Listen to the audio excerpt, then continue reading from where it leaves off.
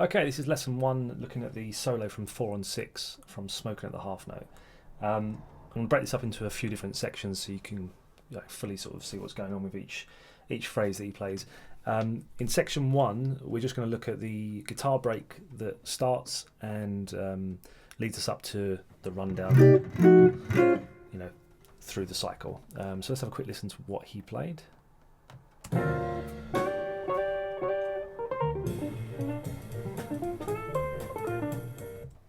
Okay, so there's our phrase.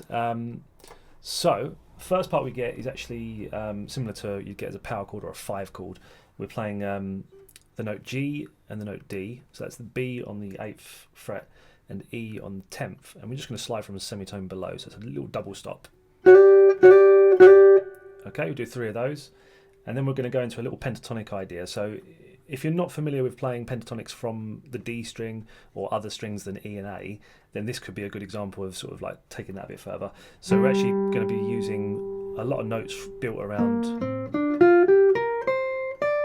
this kind of area of a pentatonic minor for G, okay, from the 5th of the D string. So the run that he does after the double stop will start on the E string. We're going to pick 6, 8, and then pull off back to the 6. Okay, that's quite a common technique that you find a lot of jazz players using.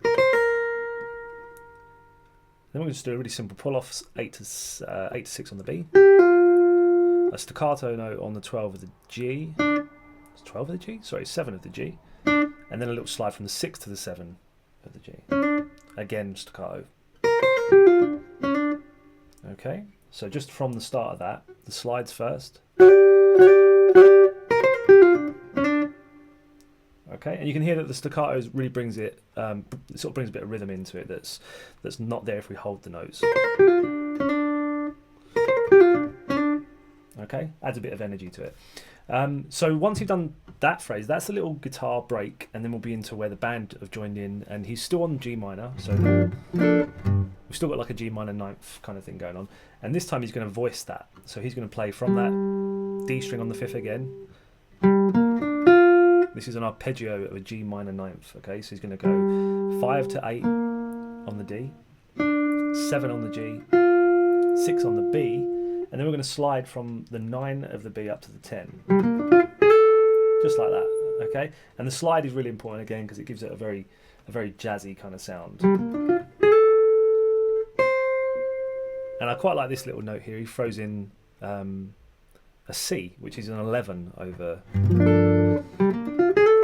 So it adds a little bit of tension, and I quite like the idea that that kind of brings out the tension, and then he's going to drop again because he's going to play that run backwards to the 5th of the chord.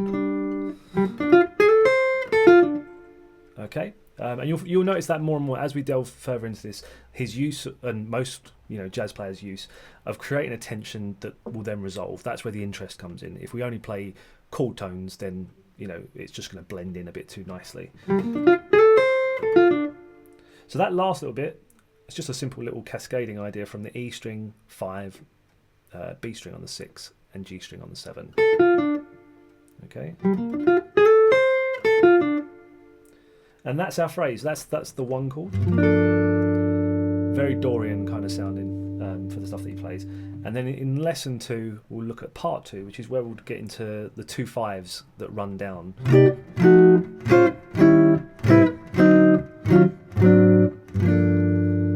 And that will have its own bit of learning to be done, to be honest, because he does approach it in a very sort of interesting way, but also a very comfortable way, because it is tricky, obviously, moving between keys at such speed. But just to start off, nice, easy way to kind of get into that, just looking at G minor ideas, pentatonic kind of phrasing. I'll pop a tab in the description just with the first section, just so you can kind of get started. And if you liked it, then pop back and we'll sort of continue on and see if we can do a few more.